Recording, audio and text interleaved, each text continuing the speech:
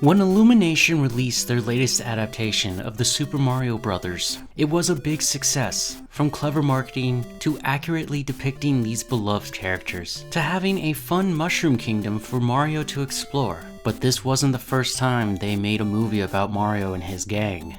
Many moons ago, there was a live-action film that went down in history as one of the worst video game movies ever. From the ever-growing depths of production issues to having a bad script and not following an already told story, and having your own unique twist on an already established franchise, this review is actually about that movie.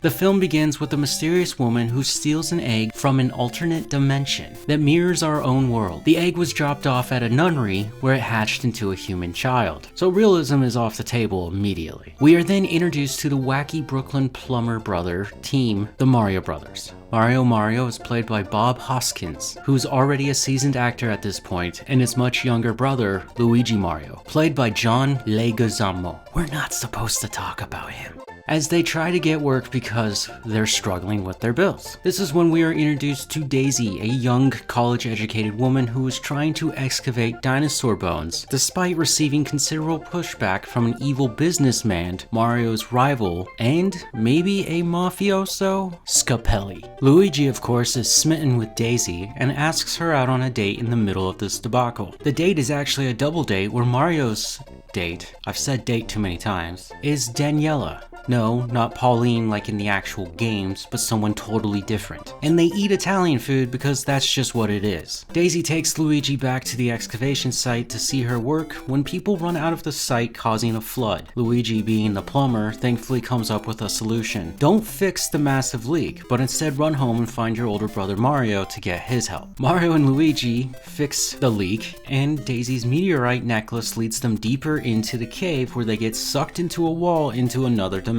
This place can only simply be described as if 1984 threw up on the street set and still wanted to make it a kid-friendly movie. This place is called Dinohattan, like Manhattan, but dinosaurs. Dinosaurs are the theme. We will spend nearly the rest of the movie at this location, with the strange exception of this one time where Mario and King Koopa manifest in our world, exchange some words, and then rematerialize back in Dinohattan. Mario and Luigi will meet a bizarre take on beloved video game characters such as Iggy and Spike, who appear as humans and usually lurk about our main characters, mostly looking to cause mischief with some single-celled organism comedy. Toad is just a street guitarist with a horrible haircut, who info drops for Mario and Luigi to catch up on how Dinohattan works before King Koopa turns him into a Koopa through a device that de-evolves the civilians of this dimension back into dinosaurs. Okay, the dinosaur thing is like actually important to understand because the whole point of King Koopa's plan is to re-merge the two dimensions so he can be an evil dictator like they always do. When the asteroid came down 65 million years ago, it caused a rift and split it into two dimensions. One is us present-day people, and the other is this place where they evolved from dinosaurs into humans. But I have to ask when this was ever a plot point in any of the video games. The games are somewhat simple when it comes to storytelling here in 1993. Bowser steals a princess to hide in his own world, and Mario and Luigi go to save them. They have the basics already, but to just add this weird pseudoscience explanation that these people are actually excuses for the filmmakers to talk about dinosaurs. Oh,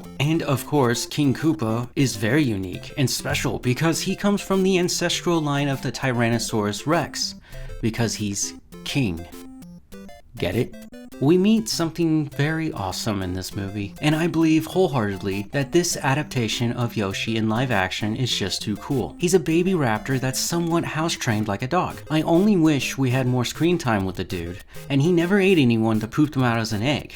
Also, somebody get him some red sneakers, please. The acting between Mario's Bob Hoskins and Luigi's John Leguizamo, who feel like there is an actual friendship between the two of them despite their very considerable age differences. Which is another shame because aren't Mario and Luigi twins? Yeah, they're twins just like a few years apart. Bob Hoskins is also known for being in Who Framed Roger Rabbit and Hook. Both great and classic films in my opinion. But he didn't want to keep doing kids movies. In reality, he hated this job so much. While on the other hand, John was a young young and upcoming comedic actor who was very excited to get the chance to play Luigi. And somehow this duo casting works, and they have a great rapport. Since they pretty much made up their own things to throw into this film, you can absolutely say this movie is a terrible video game adaptation. But on the other hand, it's heavier than you think. The film has a strange tale to tell, but it does unfold successfully, where the audience can sit down and enjoy this story without thinking too hard. The casting is strong and the acting is on par for what you would expect from a 90s kids film. The effects are extremely well done. In a time where practical was on its way out, CGI was learning to walk. Their best work was on Yoshi. The sets are unique enough that you'd accept that you're not in New York anymore. I give this film a nice 3 out of 5. Is it better than anyone on the internet says? I'd say yes, and I'm more amazed that Nintendo never made a game in this world to help out